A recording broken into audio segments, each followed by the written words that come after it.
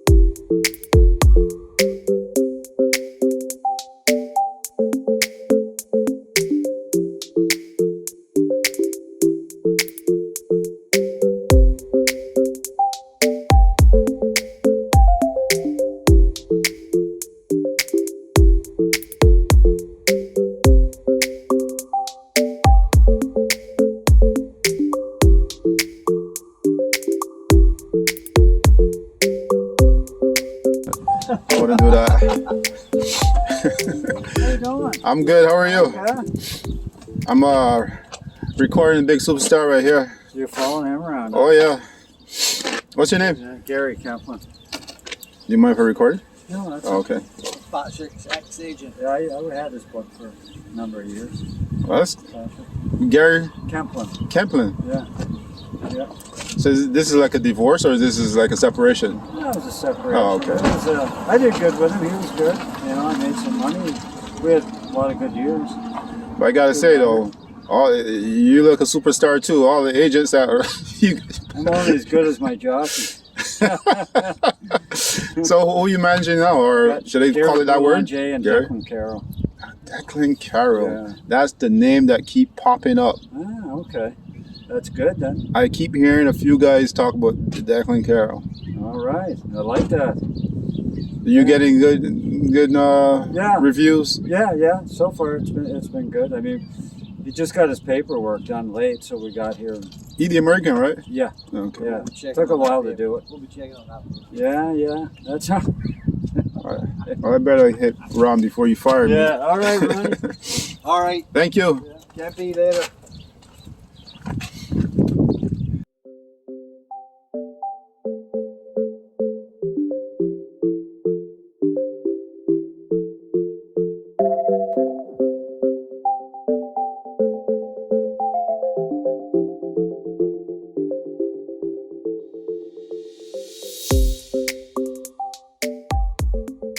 Regards to sports. So I mean, I've been active in tons of sports in my life.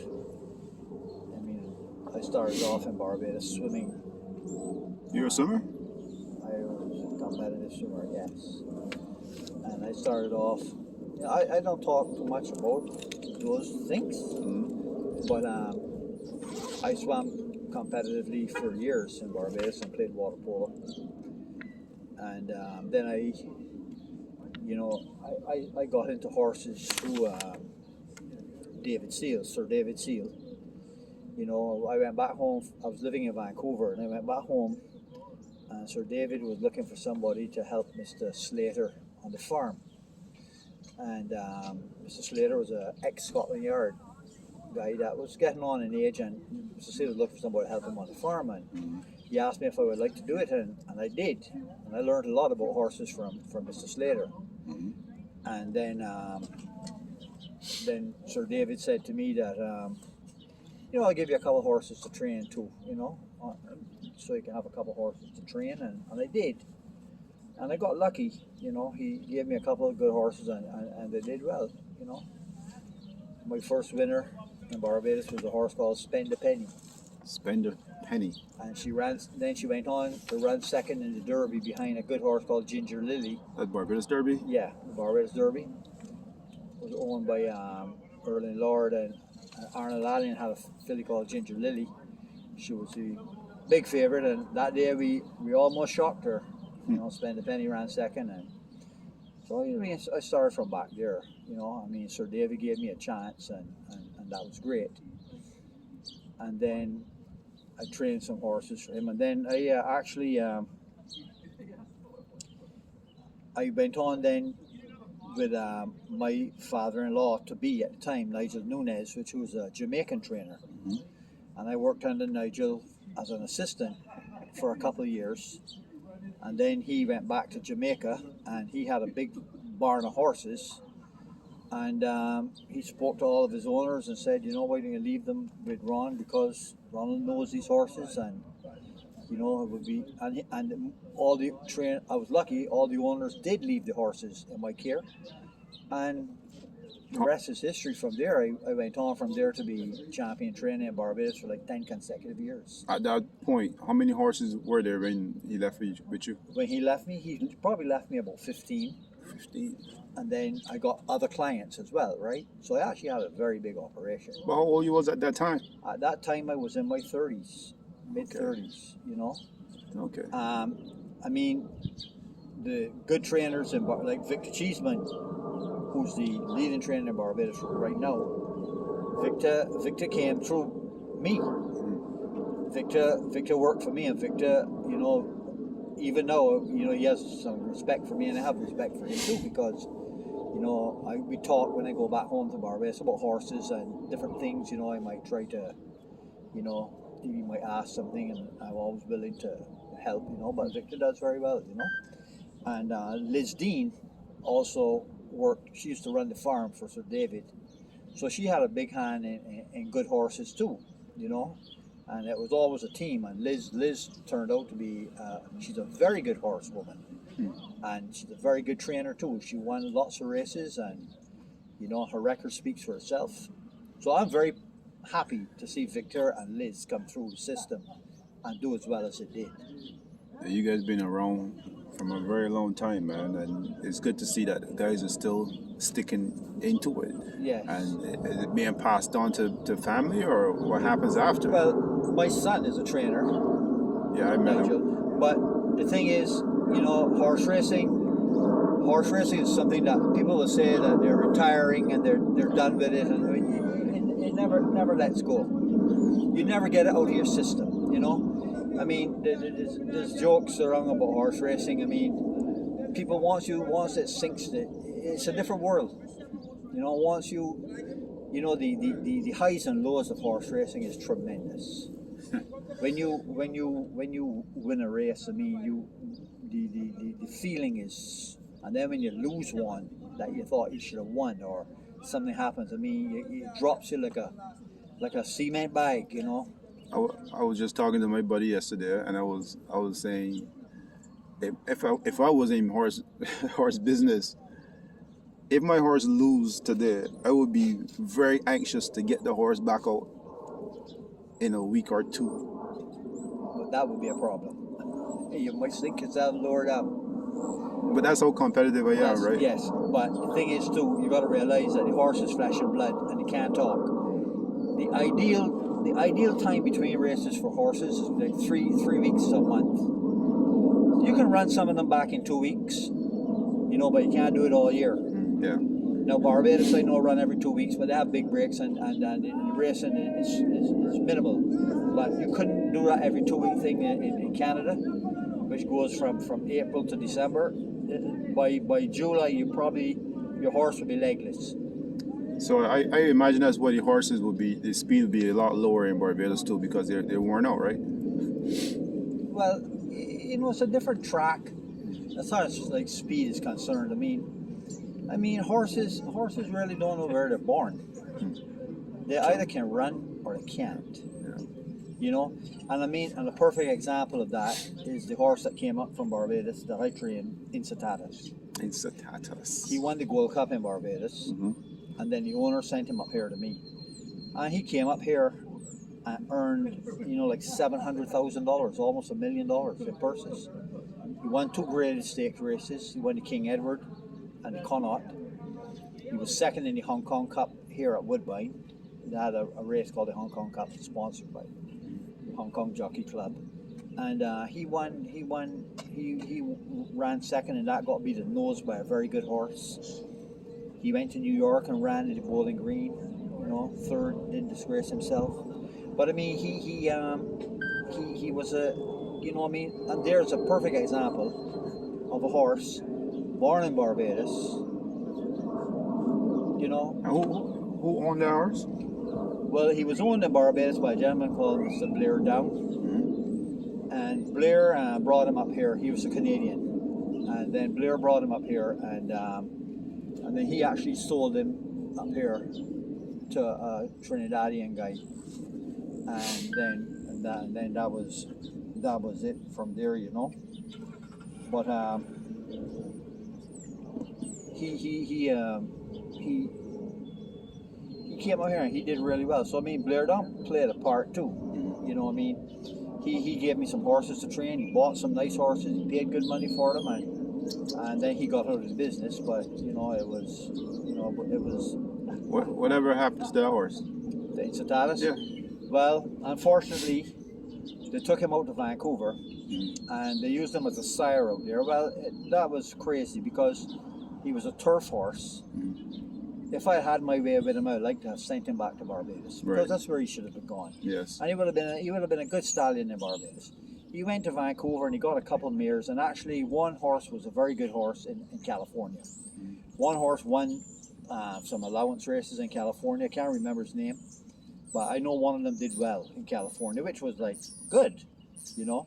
But he takes them out to a track that's dirt and horses are running 5/8. I mean, it's crazy. That's a different kind of track down It's there, a different kind of track. It's a bull ring, what you call a bull ring.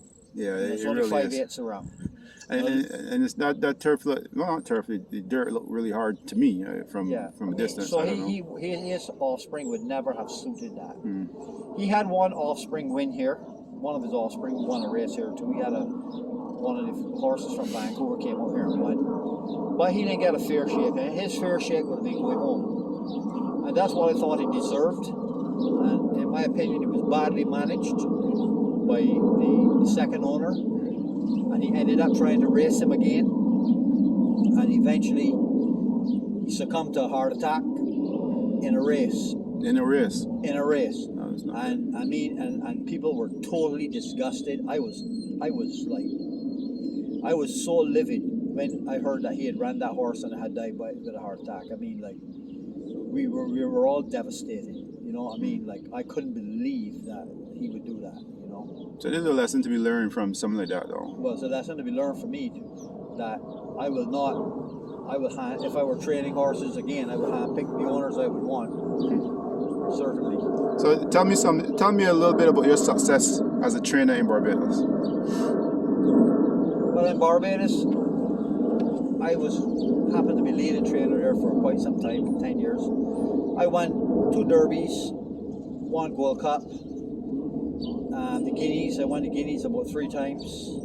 I won most of the major races there. Only 1 Gold Cup with Ben Tom, but then I left soon after that. I had a horse. Hey, you train Bantam? Yes. I trained Ben Tom, I trained Concord Hero. Did you train Bantam all the time? Yes. Okay. I always had it. So you gain a lot of that success, the name, the song, all the things that came around that whole Bantam. Well, exactly. But to be honest with you, Sir David Seal had another horse called Concord Hero. And I'm telling you that Concord Hero was probably a better horse than Bantam. But they came along at different times, I mean, so that's something that you can't, you can't, because they never will meet, so you never will really know. Yes. But the thing is, I had another good horse too, a horse called Green Man, who won this George Cup in Trinidad. And Green Man was the first Creole to win this George Cup in something like 40 years. Every George Cup winner had previous to that, he won it in 1987. And there wasn't a Creole horse win this George Cup, which is a 6-furlong sprint at the Queen's Park Savannah. Now I know that there's some people who probably will be Googling Creole. So explain Creole to some people who not familiar with Creole. A Creole is a horse that's bred in the Caribbean. It's bred in Martinique, Jamaica, Trinidad, Barbados, Grenada, any island on there would be called a Creole. So Green Man was called a Creole, but his father was an English horse that Peter Odell imported into Barbados, called Green Ginger. Very well bred horse. So he had a license to be a good horse, and he went to Trinidad and won the Stewards Cup. And up to that point, he was, and that was in 1987. And to that point, he was the 40 years to win that race, which I thought was quite an achievement. And I'll tell you something: you can Google, you can actually pull up the race on YouTube.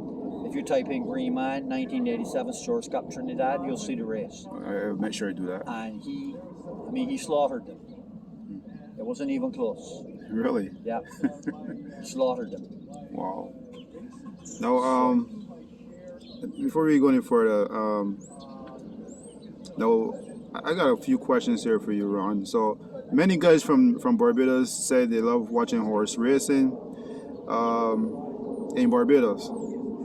Is this the same for you right now, or you don't get the same feeling that you used to? Well, Barbados is a totally different atmosphere, and I think that people get more personally involved in Barbados, whereas in North America, Canada, USA, I think it's more business. You know, More business where? Over here or business here in Canada, and you see in Barbados people get personal. I mean, you can walk out on the infield on any given day in Barbados. I hear guys arguing about jockeys, horses, and I'm talking about loud arguments, you know. That has nothing to do with the horse. I'm not talking about jockeys, they're talking about horses, they get into heated conversations. And these guys, you know, love the game. They love it. You know, they're not making any money out of it. I mean, you bet a horse $10 to win in Barbados. I mean, you might get $100 back, you know. You don't see long shots. I mean, you don't get horses, you know, paying like the pay up here, because the money up here is in the millions when they bet. In Barbados, it's probably in the hundreds and thousands, you know. But guys down there love the sport. I mean, I know guys in Barbados that sit in the grandstand every morning, and these guys are there every morning clocking horses. They know every horse from the time they walk out the paddock. They can tell you who it is. They can look at it and tell you the name of the horse. I mean, it is amazing. You can't hide nothing from them guys in Barbados, you know. Don't even think you're bringing out a horse to work a half mile or something. Them guys know, those guys in Barbados, fellas sit up in the grandstand there. So what was it transitioning like from Barbados to Canada for you in terms of horse racing? Well, up here, you know, you change, you know, it's a whole, you got to work hard. Up here, I mean, if you don't work hard up here, you know, like when I first came to Canada, I mean, I was mucking stalls and brushing horses and doing bandages and things like that. I never did that in Barbados. I mean, like in Barbados, you know, you had the guys that would do that. You paid guys to do that. Up here, you know, I used to be, you know, you had some mornings, you know, a groom didn't show up. You know, you got to get in there and clean that stall. You got to be more hands-on. You got to be more hands-on up here. But as you get more established, and you get more and more horses, then you get an assistant, and then you have the grooms. Well, I got to that level too. But when I first came, you had to do a lot for yourself, and you know, and things are done differently up here. You know, up here the track opens at a certain time and closes at a certain time, and you got 25 horses. You got 25 horses to get out. I mean, you know what I'm saying. You got to be on the. You got to be.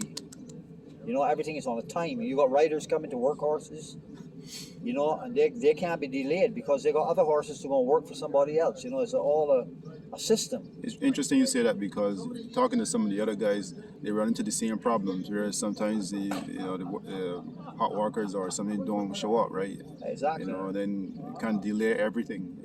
You know, you could have a day where your whole morning could be ruined.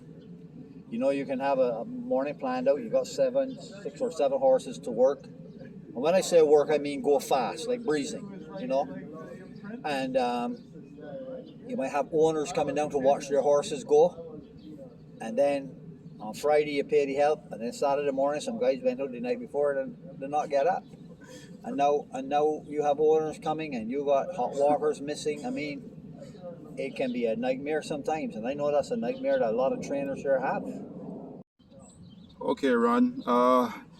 Having a very casual conversation here with Ron Burke. long-time trainer. Now he's an agent. Transitioned from Barbados to Canada, and we're going to talk a little bit about. Let's talk about the ownership here, the trainers, what it was like for him, and experience. I want to talk to you about what's it like to build that confidence with for owner, you know. Well, to build the confidence with the owner, I mean, I would advise all trainers to stay honest. Owners are the guys that pay the bills. And you have to, anything happens to the horse, you have to be upfront. You have to tell them. You can't hide injuries. You know, you can't, that's the main thing. Because if an owner loses trust in a trainer, then he's going to take the horses away from you, and then you lose business.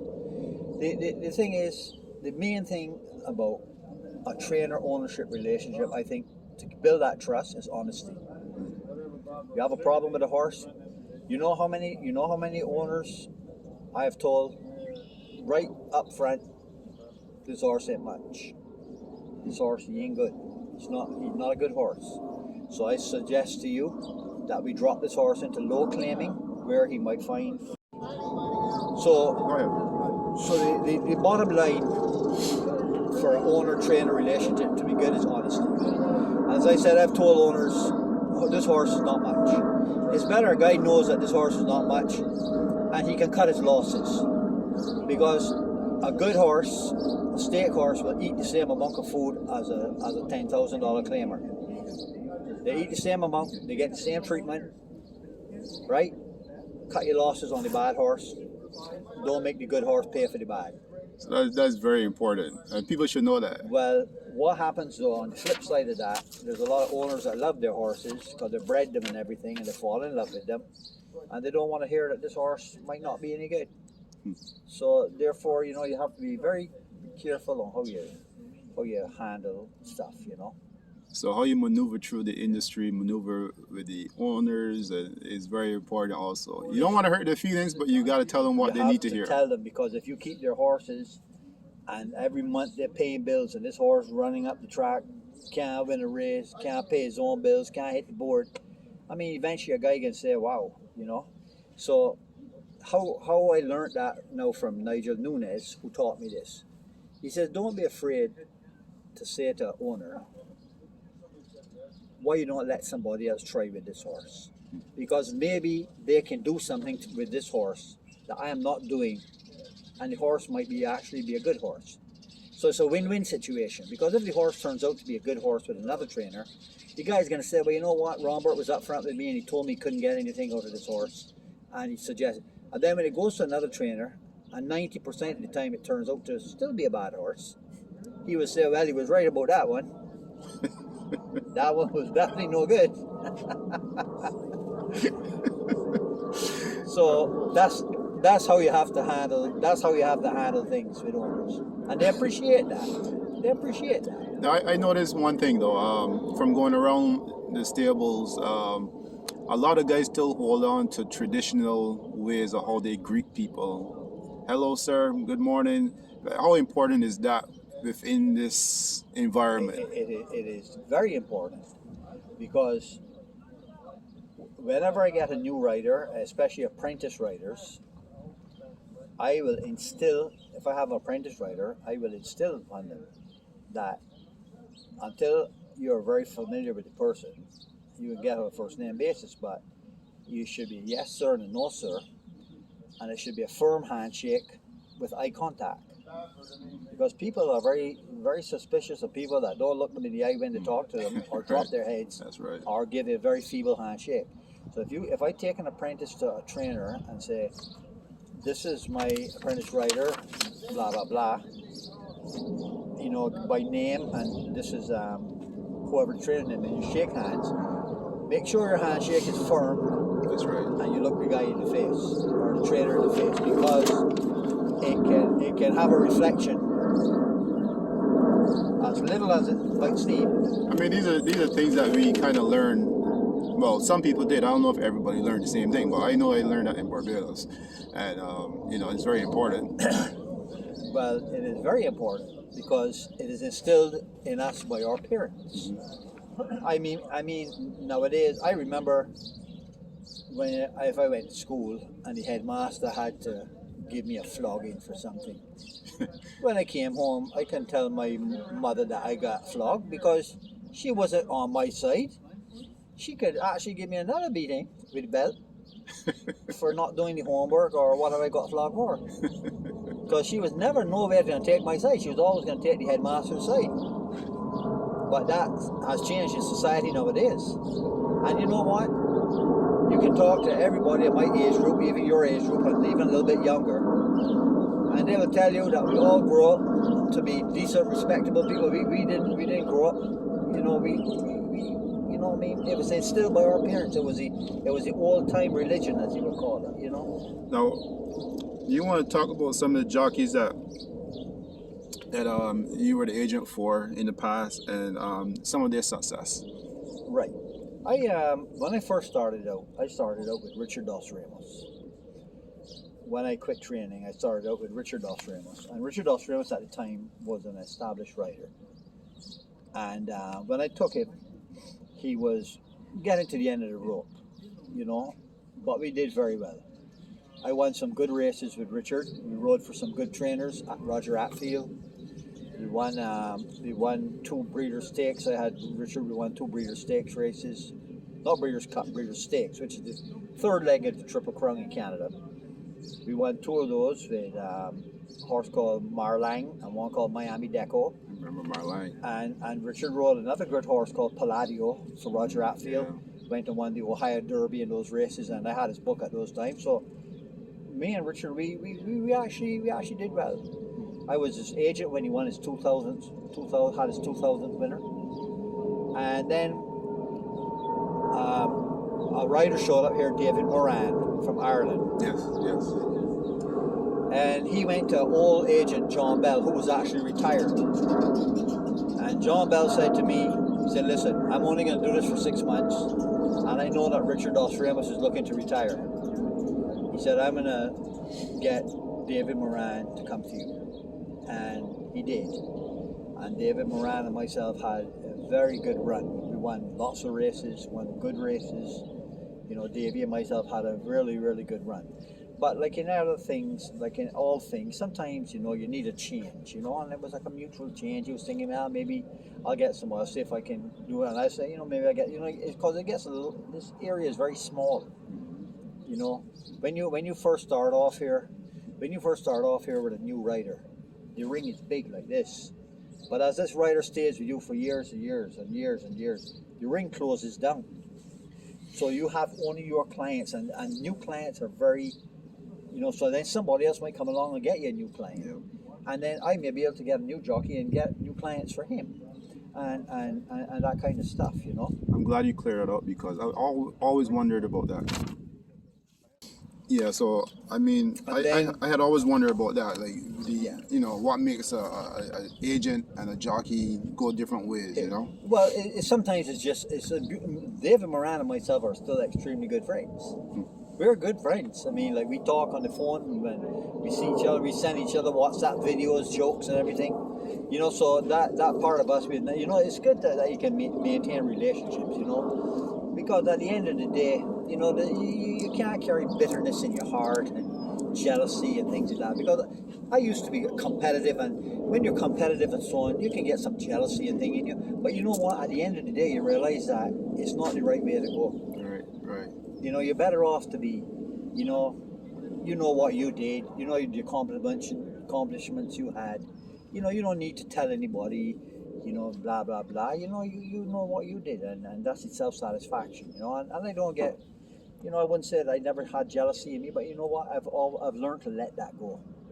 I like that, and I like that people would hear that because I think it's important. You know, It's important to know that, you know, at the end of the day, you know, you guys are still in the same kind of environment, and it's good that you can still move on, handshake, and still talk and stuff like that. You know, like Neil Wilson, just passed here joking with us. Mm-hmm. He's the agent for David Moran. Oh, David Moran went to Neil. okay. And I mean, like, me and Neil are still, we're friends and we joke. And so we have that camaraderie here as agents, you know what I mean? Perfect. Look, at the end of the day, we're all after trying to get the best horse to ride. That's right. But at the end of the day, we're still golfing together and things like that. You know, the camaraderie still stays there. So you're like politicians. Precisely. Okay, let's talk about your current jockeys. Well, my current rider now is Jason Hoyt, who's from Barbados, and I really like Jason. He's a good kid, you know, and he listens. You know, I deal with him on all levels, not only riding. You know, I deal with him on personal situations with him, you know, and I try to keep his feet on the ground, planted, you know, because, you know, Jason, you see, here's what people don't realize about Jason Hoyt. Jason Hoyt left Barbados as a very young boy, and he was an apprentice rider. And he came up here as a gallop rider working for Mark Cassidy. And Jason has ridden some very good horses for Mark Cassidy. And then Jason decided that he would become a jockey again. But when people are saying Jason Hoyt now, what they really don't know is that Jason Hoyt, really and truly, has done very well for a person that is probably only in his 4th full year as a rider. He didn't come out here as a journeyman. He didn't come out here with 50, 60 wins under his belt. Jason Hoyt came out here with 13 wins under his belt. With 3 wins under his belt. So he had already won races in Barbados. But he was still a 7-pound claimer. He was still, you know, and what happened to Jason was, I'm sorry I didn't get to Jason before he went out and became a rider again without an agent. And that might have hurt him a little bit because he kept telling me that year, he said, don't worry, Burke, next year I'm coming with you, right? The problem is that if he had come to me first, I might have gone to the stewards here and the head of the Jockeys Guild. I might have been able to plead a case for him to get back his apprenticeship.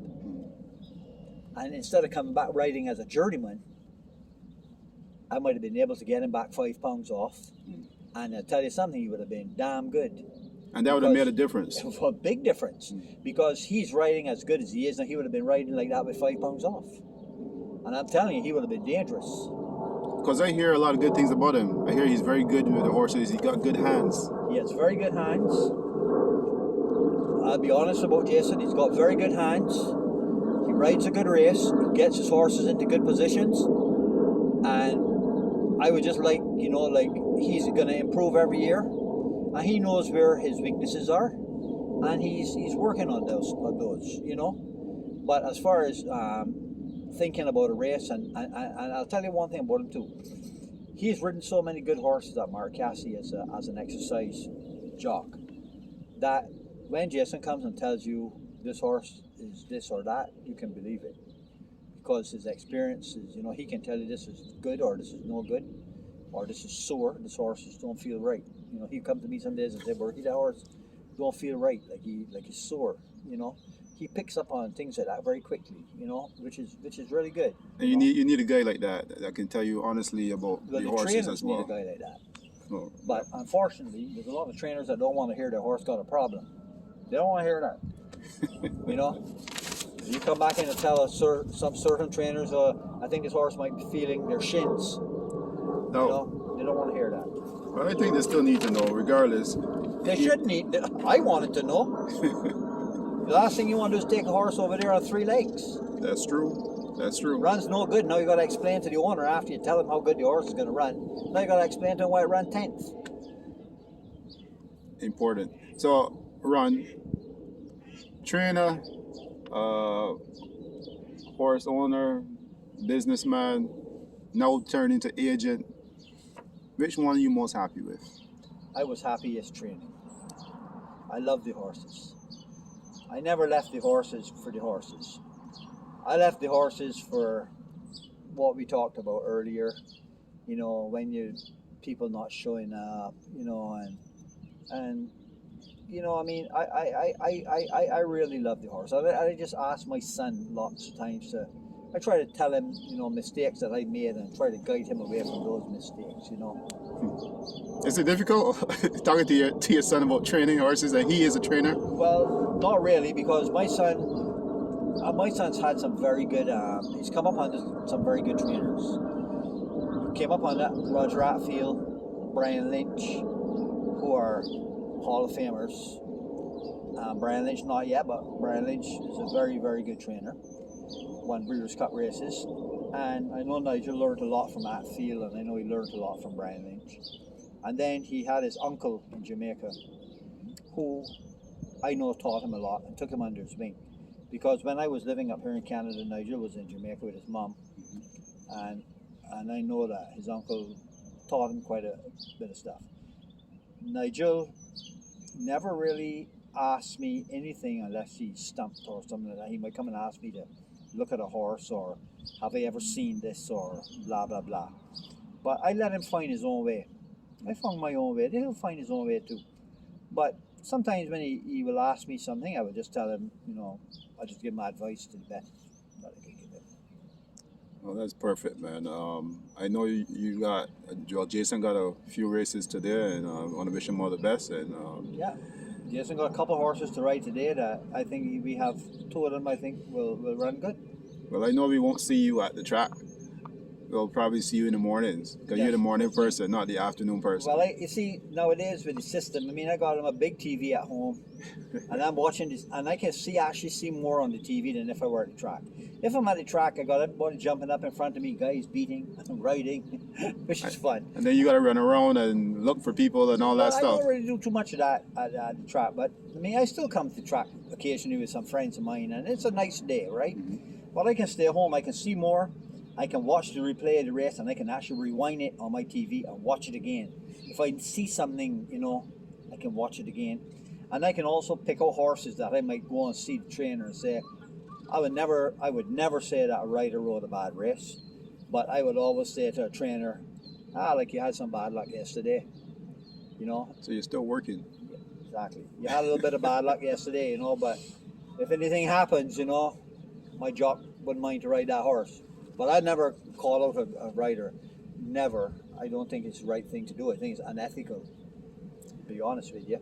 Well, Ron, I want to thank you for this time. It's a pleasure. I wish you all the best going forward. And hopefully we can do this again. Anytime you want. All right, perfect. Thank you.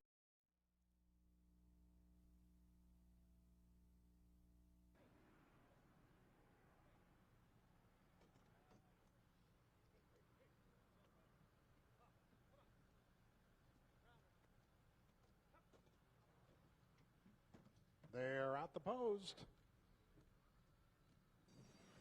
They're off in the Connaught Cup. Arachnophobia from the outside, along with Cracker's Folly. Caracool comes on quickly now. Asked to pick it up early, Northern Sky, and Desert Waves comes on the inside. Desert Waves and Caracool. Desert Waves on the inside, Caracool on the outside. They share the lead as they cross over the tunnel. Northern Sky was urged on, now is third, getting some more reminders. Then we have Cracker's Folly fourth, 5 lengths off the lead. That one is followed by Arachnophobia. Top Cat the Mare is down at the rail. NC Tatus a second to last. And Crown Attorney trails this field back about 10 lengths off the lead of the duo of Desert Waves and Caracool, who are nose and nose as they head toward the far turn. There's a break of 6 lengths to Northern Sky in third. Cracker's Folly is in fourth position. Top Cat is fifth. Arachnophobia. Crown Attorney yet to get underway. Still 12 lengths off the lead. To the inside of that one, NC Tatus, but that struggle up front continues. On the inside, Desert Waves, and on the outside, Caracool. Cracker's Folly is getting underway. Toward the inside is Northern Sky. They come over to the top of the stretch. On the inside, Desert Waves. On the outside, Caracool. Caracool by a head. Desert Waves is second. Cracker's Folly is set down. NC Tatus has made up a pile of ground. Caracool, but here comes NC Tatus sprinting between horses. NC Tatus, Cracker's Folly on the outside. Top Cat toward the inside. Caracool is back and forth. NC Tatus and Cracker's Folly. The two white-faced horses will slug it out over the final 16th. NC Tatus has the upper hand. NC Tatus 13-1 wins the Connaught Cup. Tight for place between Crown Attorney and Cracker's Folly.